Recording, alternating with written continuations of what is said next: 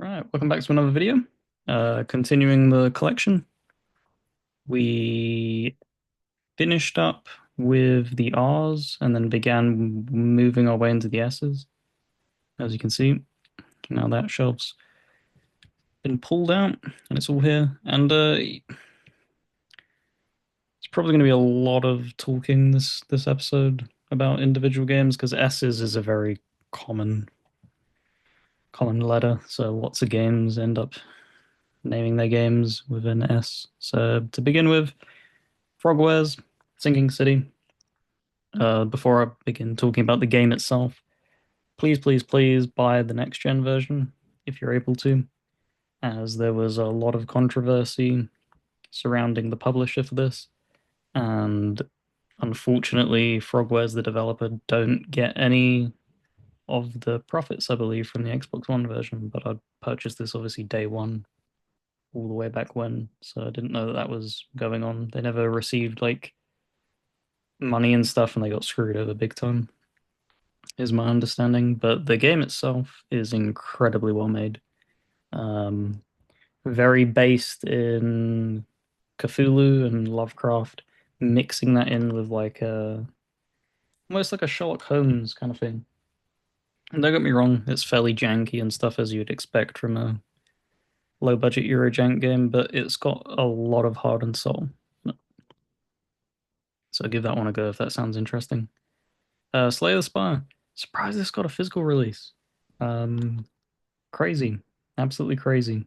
Um, One that I've 100% absolutely love Slay the Spire. Can't wait for Slay the Spires 2 coming out. I don't know when that is coming out. Um, but yeah, just an incredibly well made game.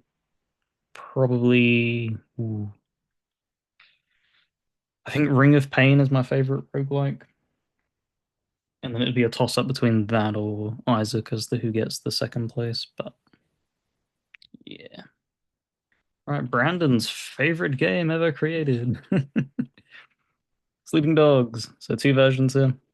Um, we have the 360 version, and I'm hoping I can find a 360 version that has all the DLC bundled in with it on the discs because it this is a game that had not only an incredible game, really good DLCs came out of this game, but spiritual successor to the True Crime series.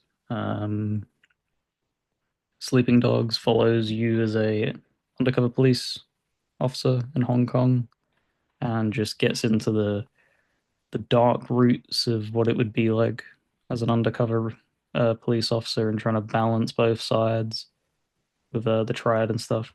But something that this game gets so well is the martial arts combat is just incredible, and even just tiny things that you wouldn't expect. As stuff like being able to like leap from car to car and stuff like that, and like the free running sections when you're chasing down people, just incredible. But this is the Xbox One version. This one does come with all the DLC, I believe. Um, Really cool design as well. I do want to highlight this. So you have the slipcover case, which is just standard flimsy cardboard. But what's inside of it is the art book itself is the game case because the disc is built into the art book. And I think that's incredibly well done. It has a lot of quality, hardback and everything. But just really I really appreciate it when they do that. And I think that's probably one of my favorite ways of handling like a special edition of any sort. I think doing it this way is probably the best. All right, we have a big block here of the Sniper Elite games. Starting off with Sniper Elite V2. So technically the second Sniper Elite game, because I believe one came out on no, it came out on PC. I don't know if it came out on the original Xbox as well. Let me move this slightly. Um, Really cool game. Introduces you to Carl Fairbairn, who you end up playing as in every single Sniper Elite game, even Sniper Elite 5, I believe. Yeah. They got Resistance coming out later on this month. I don't think he plays Carl Fairbairn in that, but it's not like he's the end all be all. He's just generic action man. But yeah, they just get it right. The set pieces that they put you in the series are just really fun. Exploring like because what they did with Sniper Elite 2 is very corridor in its approach to doing the missions, and then in Sniper Elite 3 they kind of gave you a lot more of an open experience and being able to weave through the missions themselves. And then another that's just the completionist in me for achievements, wanting both versions. And thankfully I was able to track down the ones that were the Ultimate Edition have all DLC on them. So awesome. And this one, Sniper Elite 4. So in Italy. Um, did a little bit more tweaking to opening up. And then the only one I don't own physically that's on current gens and stuff is Sniper Elite 5 for the moment. And I think that's the best they've ever done with Sniper Elite 5 in its approach to mission structure and stuff. But a series I'm it's gonna sound crazy because I really enjoy the Sniper Elite series, but a series I'm even more fond of is the Ghost Warrior, yeah, the Contracts um series of this IP. You have these two on the original 360, uh, which are just Ghost Warrior, and they're fine. They're fun to play. They they're decent, but like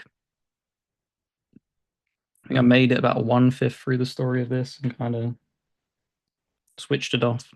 I've not begun Ghost Warrior 2 yet. Maybe it's a huge step up, but the one I don't have is Sniper Ghost Warrior 3, which is the one I 100%ed, and that was kind of setting the way for what this game is. And I need to go get Ghost Warrior Contracts 1 as well, physically. But these two games, the Contracts games, are incredible. Just absolutely incredible. You're talking about it drops you into the mission and you're able to just do what you want. So it sprinkles all these little objectives and stuff, and you can tackle it in any order that you want, and then you can extract out, upgrade your character and stuff, and then dive back in and then continue and stuff. And it's just that kind of flow along with the set pieces that it has. Like it sets up some assassination attempts from like 1,000+ meters away and stuff, and you have to take into consideration, wind direction and bullet velocity and stuff like that. And it's just really, really cool. Really cool series. Love it. Right. Up next, Soul Calibur. So Soul Calibur 4 and 5. I believe both of these were from a charity shop. So very, very cheap. Never been interested in Soul Calibur, but as I started picking up physicals again in the past few years, I was like, you may as well grab stuff like this. Because you have, I think, especially, was it 4 or 5? One of these games had like an exclusive character for specific systems. It might have been 5. I think we exclusively got Ezio, maybe? Could be completely wrong though. You think that they would market that on the box? So I know one, or was it Mortal Kombat that did that? Might have been Mortal Kombat that did that. Now that I think about it. But anyway, Soul Calibur, not really a series I've ever given much thought to, but I may end up starting it. I don't know how the stories are. If anybody has played any of them and has uh, deep feelings and love for the series, let me know. Tell me what I'm missing out on. Right. Next up is Star Ocean: The Last Hope. Um,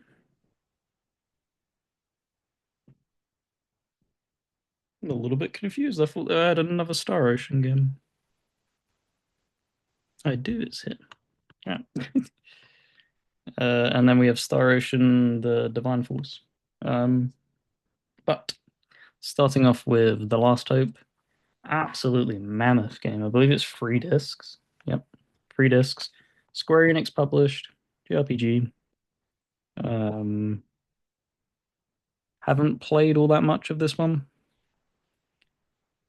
I believe it is. I think it's backwards compatible, so I can go and do it at any time.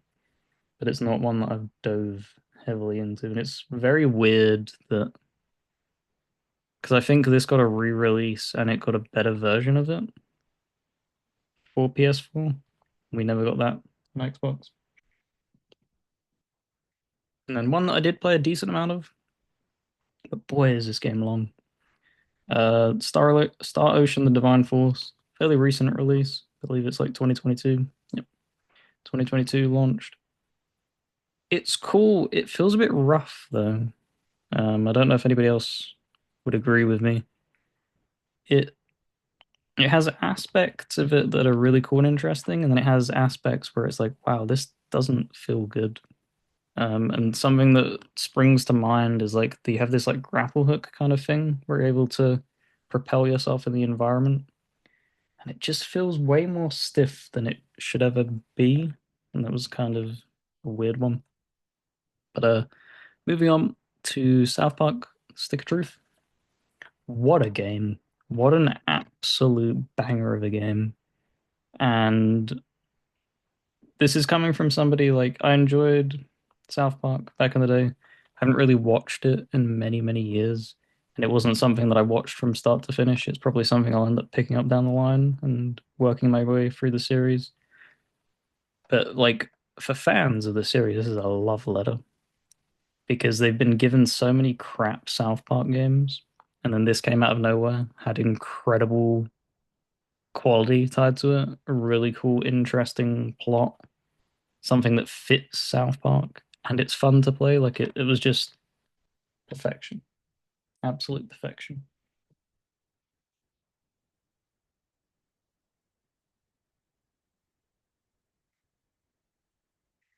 Right, and then moving on to so we have 3 of these. Starting off with one of the star sci-fi games that everybody has heard of, and that is Star Trek. So beginning off with Star Trek Legacy for the 360, and it's even crazier because I'm gonna put my hands up now. I've never ever ever watched Star Trek. And the only Star Trek game I've ever played was the opening hour of this. So this, to my knowledge, is a strategy game. Weirdly enough, published by Bethesda. Like it always makes me laugh when you look at like stuff like this down the line and you see where companies have like diverged. Oh, it's not even published by Bethesda. I think it was developed by Bethesda and published by Ubisoft. Wow, that's even crazier. Okay, let's see. So this is a real-time strategy game. So I love real-time strategy, so I'll probably end up checking that out, but have no idea on the quality. And I'll just knock this other one out. This was a very, very deep sale pickup from Amazon about a year or so back. No idea how this game plays. They have branded it Nickelodeon, so I assume it's a Nickelodeon TV show. No idea.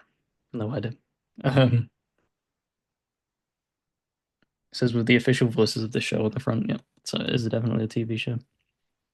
No idea what the genre is, but it was something that it was like £5 on a deep deep sale, so I ended up picking that up. And it was the same with this. I think this was £8 or thereabout on a deep sale.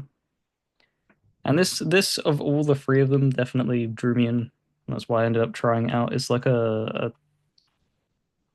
Telltale-esque game with its storytelling and stuff. I probably want to go back into it. I was enjoying what I played of it. It was interesting. I don't know what pulled me out of it. So I will be going back to this at some point. I enjoyed it. It's fun. Very fun. Oh boy. Strap in for this, because then we have the other sci-fi star series, Star Wars. Big ass block of games here. Just put them on my lap and get them off one by one in batches. So we have beginning with KOTOR. Everybody knows KOTOR. So Knights of the Old Republic 1, developed by BioWare, and something truly special. I think a lot of people have love for this and its sequel because you have Knights of the Old Republic 2. This was developed by Obsidian. It's very weird when you actually think about it, though, is that we see these two companies constantly circle each other back then. Because I believe it switched developers with Baldur's Gate 1 and Baldur's Gate 2, if I'm not mistaken. Um, so they've done it a few times now, and it's kind of very strange that you wouldn't kind of want to continue. Because if this was successful, you'd think you'd want to take a stab at this. But I believe they went and obviously did Jade Empire, and they saw the success that KOTOR garnered BioWare, and that's when they kind of were like, "Look, man, let's make our own, and not have it like we don't have to give portions of that to say LucasArts and stuff. We can garner ourselves a little bit more moolah, as it were." But yeah, criminally as well, I'll also put my hands up. I've not finished either of these games. I've put so much time into KOTOR 1, not all that much into KOTOR 2. But it's something that this is why the reason I haven't as well. I was holding off for that remake, and that remake seems to be dead in the water. So maybe I just need to put my hands up and be like, all right, I'll go play your damn original port of it. But moving on to Star Wars: The Clone Wars Republic Heroes. This hurts me on a deep level because I absolutely loved the TV show, and then they've given it a game from the TV show setting, and this game sucks ass. Um, I don't even know like where you would begin to explain what kind of game this is. It's kind of like it's like a fixed camera perspective and you're moving through the environments. It has like platforming section. It's it's a kid's game through and through is the way of like explaining it. And I know that's kind of like the gist as to what you'd expect with it being a kid's show, as it were. Um, but yeah, this game just really isn't enjoyable, unfortunately, for me. Do I not own? Wow. Well, I had both Force Unleashed games. I guess I don't. So there you go. I'll spoil it. The Force Unleashed one. Good old Starkiller story. Um, they went way off the deep end with the plot in this game, and I'm all for it. The craziness that goes on in here and the power fantasy that you feel, like pulling a Star Destroyer out of the sky, just so cool. The combat as well, very like God of War esque, traditional God of War, and just yeah, lots of fun. I'm sure many people have dived into that by now. Um, then moving on to Respawn's Duo series, Fallen Order and Jedi Survivor. So we had Fallen Order, kind of putting Respawn. Felt like Respawn were heavily putting their foot down on this with this game and being like, "Look, EA. For one, people want single player games, and for two, we're very good at making them, so let us do it." Because I think EA kind of doubted them. It was when they came out and did their stupid statements of being like, "Yeah, no one wants single player games anymore." And this is a good concept for what this gave us. Because this is a very good game, but it was flawed in many ways. And thankfully, this came and it polished up so much of it. Unfortunately, it didn't launch in a polished state and kind of had to hold that stigma over it for a while. It was very, very ambitious with it being like fully open world, exploring environments, further drawing inspiration from stuff like Sekiro and stuff with its combat, and it's it's just truly something special. Um, a love letter to Star Wars fans. It feels like so many cool nods to things that go on in the game. No idea where they're going to take the third game because the ending leaves it open for continuation, and I'm sure they will continue it because it was very, very successful. But moving on to Star Wars Squadrons. So this is like I guess the easiest way of drawing compare like an Ace Combat-esque game, obviously set in space instead. I believe it has two separate campaigns. I could be wrong. It's crazy because I finished it and I can't remember. I know that you. I don't know if it did the thing with Battlefront 2's campaign where you end up switching sides. Maybe that was it. I'm misremembering. But the campaign was decent enough. Um, Decent amount of fun. But I don't want another one of these. I'm happy with this just being the only one. So sorry to anyone who absolutely loved that, but yeah, not something I really want to dive back into anytime soon. And we have the latest release with Star Wars Outlaws. EA lost their grip of the Star Wars exclusivity, and then we had the floodgates open. We have what the hell is the name of that studio that made Detroit? David Cage's studio, whatever that's called. Quantic Dreams, that was it. Quantic Dreams are making their own Star Wars game, and then Ubisoft announced that they were making their own Star Wars game, and it was from the Supermassive, was it? Is that what they're called? What were they called? No, just Massive. Supermassive's the horror game. So Massive, the people who made the Division games, made this, and it's fun. It's something that I was skeptical about it, and in a lot of ways it still let me down. But it's a fun game in many other aspects. It's good enough. I think I'll end up going back to it. It needed a few patches, and I think they did go through and tweak some of the game options. Um, I think what I'm gonna do, the benefit of buying that gold edition, I'm just gonna wait until all the expansions are out and it's in its complete state. I think that's the kind of thing that a lot of people are wisening up to with Ubisoft, is that you kind of just do that now. If you don't have that impulse to buy it day one, buying a Ubisoft game 2 years later will be cheaper. It'll be in its best state, and it will launch with all of the, well, not launch. It will have all the DLC ready to go. But an underrated gem for me is the State of Decay series. Absolutely loved playing the first one on the 360. They put that out on the Xbox Arcade section for the 360.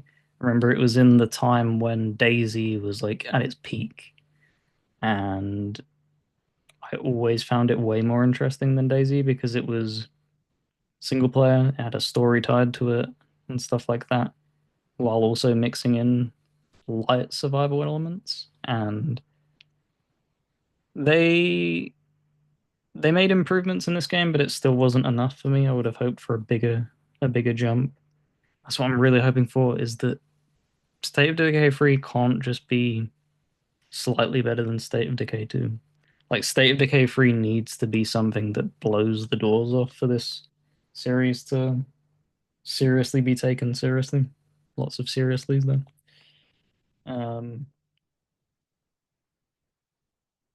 because especially when you think about it, like PlayStation have The Last of Us, and it's never gonna in a million years be anywhere close to that. But you can at least aspire to be.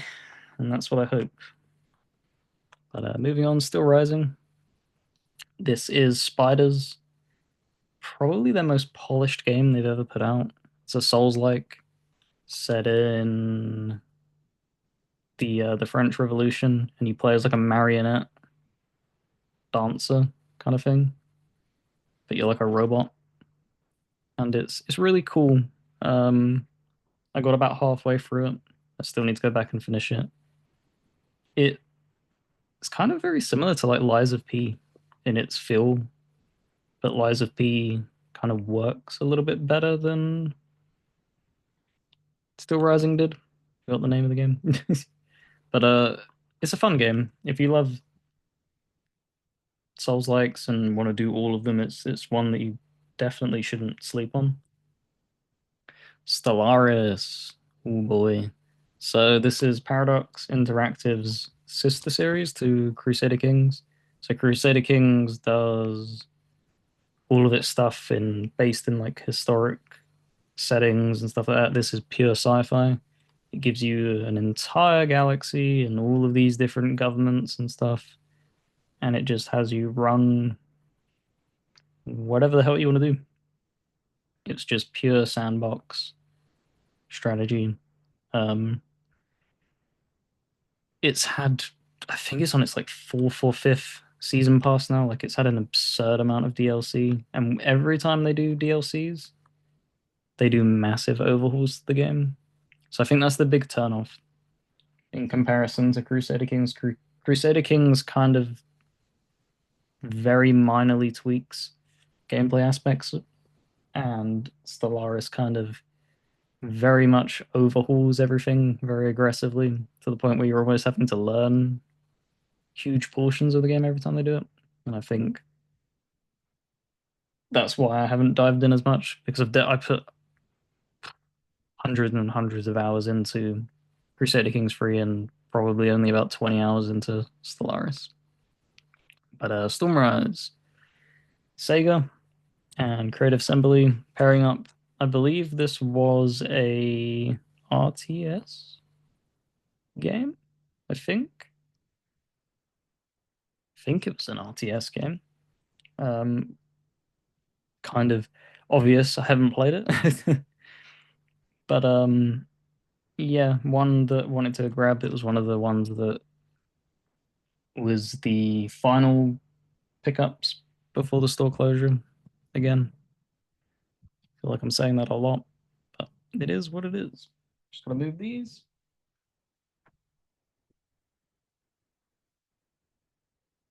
One of these days, I'm gonna fall out of that chair, and maybe this will go viral. Right. So what were we at? We were at S still. So really, really weird um, story with this. I never ordered this. I ordered a batch of games on Amazon, and for some reason that was in with the batch of games, and I don't know why. Like the discs in there. I've never played a Story of Seasons game. They're not really even my type of thing, but for some reason it made it in there, and it's just like, you know, okay. I'm not gonna complain over receiving something. And if Amazon want to chase me down for the copy of it, by all means, come and grab it. But yep, there's that. All right, but moving on. Stubbs the Zombie, Rebel Without a Pulse. Absolutely love this game. It's so bad, yet it's so good.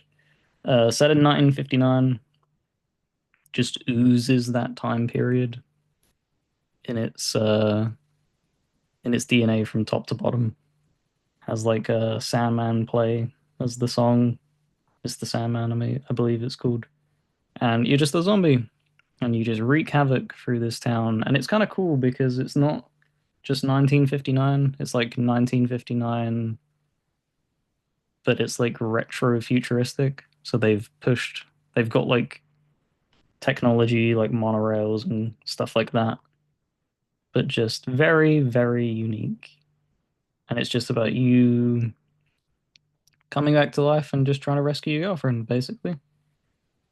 Um, very rough. I didn't even know it has co-op. That has to be local co-op. That can't be online co-op, surely. Um, it is an Aspire game, and it's a 50-50. They did an okay job, but there's still like major issues. And as much as I have respect for them for taking these kind of IPs and bringing them forward, I really wish they had a little bit more quality control. It feels like as long as it gets running, they basically go, yeah, that's good enough, and then they kick it out the door. I wish they put just a little bit more effort in. I appreciate what you do, but again, you can always improve. So hopefully that's the case. But moving on, Subnautica Below Zero. Weird one. This wouldn't have ever expected them to do like a standalone. It's almost like an expansion pack, but it's its own thing. Um, I played a decent amount of the first Subnautica. Never beat it, but haven't had a chance to jump into this yet. I'm not particularly keen on survival games as a genre. They don't really do much for me. So unfortunately, I don't. I'll probably dive into that and do like an hour of it, but I don't think I'll end up beating it. Then we have a Sudden Strike 4, the complete collection. So all the DLC slammed into this. Um, so World War II RTS, kind of similar to Company of Heroes, but a little bit different, but pretty fun. I did because they have loads of campaigns, especially with it being the complete collection. I think I did one campaign in this, so there's tons more to go. But I'll get around to doing that at some point. Right. A game that got absolutely shit on, and in many ways, rightfully so. Rocksteady, it's definitely you're wasting your talent making this. But that aside, putting aside them doing the Arkham games and everything, as a game, it's not that bad. It's actually pretty fun. It's not that bad of a looter shooter. Obviously, I'd have much preferred anything else from them. But the quality of story is decent in the game. Like the cutscenes and stuff, they put a lot of effort in. You can kind of tell that when they came out and was like, yeah, it took us hundreds of millions to make this game. Probably that probably added up. Doing as hard of them cutscenes as you went probably didn't help balancing that budget. But it's a fun game if you can get it cheap. And I believe they've added now the ability to play it offline. So even though it says requires, we've seen a few games do that now. I believe The Crew 2 followed in them footsteps because people are threatening to sue and stuff like that. So I believe it has on offline functionality. So it's kind of cool. I thought I had the Surge 2, but I do not. Right, the Surge 1. Oh, Deck 13. Um, they made Lords of the Fallen, and I loved it. And I do love, don't get me wrong, I love the Surge and the Surge 2. I really wish they would have made that Lords of the Fallen reboot still, even though I've learned to love what it is. I just love their DNA of a take on Souls likes. Like they just do it so damn well. And I know a lot of people don't particularly care for it. It's definitely one of them underrated series, but just so you have these exosuit things and how it functions in the game whenever you want to get a piece of loot, you're able to specifically target what limb you want, and then as long as you get the execution cut, it guarantees that you get that piece of loot. Phenomenal. Completely eliminates the stuff that, in Dark Souls and Elden Ring and stuff like that, when you're sitting there farming enemies again and again and again, and you're getting like, I just want his helmet. You get chest piece, gloves, boots, gloves, chest piece, and it just this eliminates that. So I have a lot of respect for that. And then we have Surviving the Aftermath. This is kind of like a city builder-esque thing going on. Um, excuse me. Um, Kind of like a Tropico, in its design, but set in like the post-apocalypse. I haven't played too much of it. I didn't really click with it, weirdly enough. I really love Tropico. Didn't really care for this, but I'll end up giving it another go down the line, sure. And then we land at our final four games, and we have two Sword Art games. So I have never seen the anime that's based on, and the only game in the series I've played is Fatal Bullet. Quite enjoy this. It's very. If I was being very, very critical, it's not a particularly well-made game. It just has the addictive tendencies that all number go up. I like, yes, more, more. But it's set in the setting of the game is basically you've been ripped into an MMO. So if you die in the MMO, you die in real life, kind of thing. And I've not made it particularly far. Like I think I've put like 8 hours into the game and don't think you've really touched anything in that. Like there's a massive amount of content in this game. So one I will end up going back to eventually and have no idea about this. I don't know what this is, if it's a different genre, if it's like I have literally no idea. I purchased this off of the fact that it's an Xbox game with it being a Japanese game and somewhat enjoying that first game and it being as well like anything Bandai, I usually give it a go and pick up. I'm always down to give Bandai a chance. And right, moving on. System Shock. Again, what was it? The first episode of these that I did in this style. I was shouting out Night Dive for doing such an incredible job. They have brought to us System Shock, and they've done the remake of it, and it's really well done. It's kept so much of its original DNA while also modernizing a lot of stuff and making it very accessible. I did the opening few hours, and it's something I'll definitely be jumping back into. Can't remember when this released. It says 2024. This must have been very early on in the year. I think around about like Yakuza and stuff when I was playing. So this kind of fell to the wayside.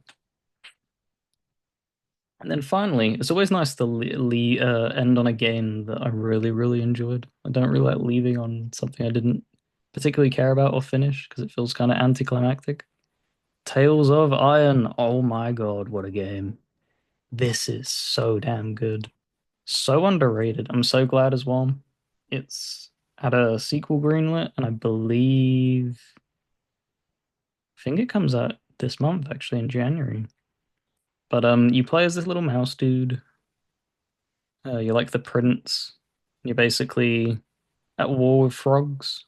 Frogs have like invaded your kingdom and stuff, laid waste to it. And you're going through and it's kind of like Hollow Knight. You go through and you beat all these different bosses, you get these different types of armors and stuff and abilities.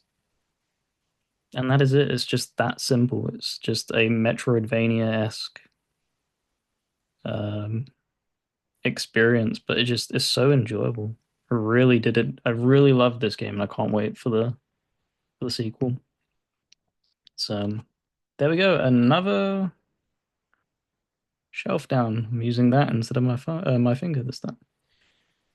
So we have two left, and my voice is getting a little bit tired. So I'll probably save them for tomorrow. Got the live stream coming up tonight as well, so I should probably rest my voice before that. But yep. So I guess winding down now. make sure you check out Brandon's channel if you've somehow stumbled here before going there. Unnecessary Rambling. I need to remember to link it in the description and stuff instead of just doing it by name, but I'm sure you can find it fairly easily. We do a lot of other different stuff over there. We do tier lists and all kind of crazy shenanigans. Like I said, we got our first live stream coming up tonight. But by the time this video goes live, it won't be tonight. It would have happened probably about, I think, a month ago. So hopefully that went well to my previous self. But yeah, thank you very much for watching. And also remember, we have a Discord. So if you enjoy talking games and stuff like that, pop a comment down below if you want an invite to that, and I'll respond and have you guys all join in. And we do general discussions over there, pickups and clears. So there's plenty of different topics that you can work your way through if you find that of any interest. But thank you very much for watching, and I'll see you in the next one. See you later.